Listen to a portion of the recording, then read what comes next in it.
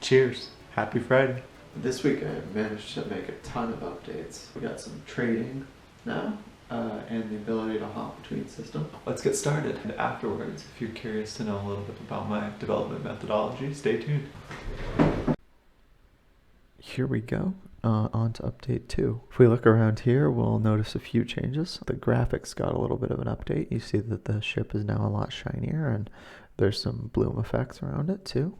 And if you play the demo this week, you'll notice that the controls are a lot better. They feel easier to work with. And this week's update has 2 big things. If we hover over this station, you'll notice there's a little X there. It might be hard to see, but if we hover over it, you'll see that it has different commodities, some which are a discount and some which are marked up because they're a need. So if I fly towards the station, I can also dock at it. Just do that by flying into this port here. So this is going to be kind of the main station, main screen you see when you open the station. There's only 2 buttons that are functional right now, the undock button and the trade button. But if I hit trade here, you see there's different commodities and I can see their discounts or markups in green or red here. So I have $10,000 and I like to buy expensive things. So let's do this one. And I still have enough money that if I want to trade food crates, I can do that.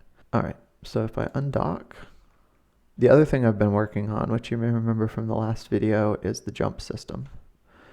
So if I hover over here, you see it says right mouse, and in the last video, you were able to see that, but it wasn't functional. What you'll see is that my ship will orientate to it, and then it'll jump there when I click. So here I go.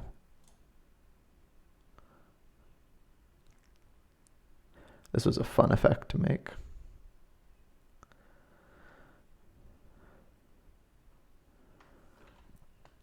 You might notice too that the lighting conditions have changed a little bit.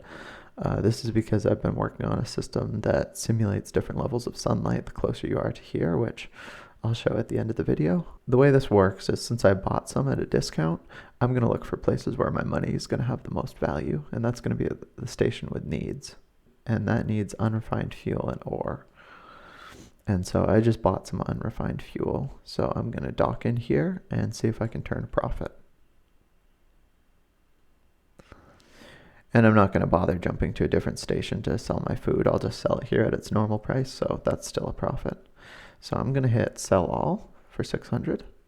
And then unrefined fuel, as you can see, you can sell in different quantities. And oh, and your cargo displays up there. I'm sure you guys saw that earlier. All right, and you see I just turned almost $1,000 in profit. Yeah, so that's about all for this update. To end the update, I will jump to this system. See, it's getting a lot brighter.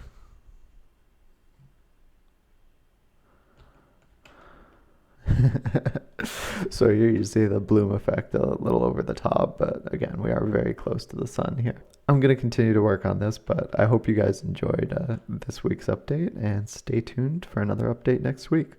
So now for those who are curious to know about how I actually developed this, I have a 40-hour-a-week job, and that takes up most of the day, but before the day starts, I usually get up around 6 o'clock, and then that 6 to 8 window is where I do most of my development.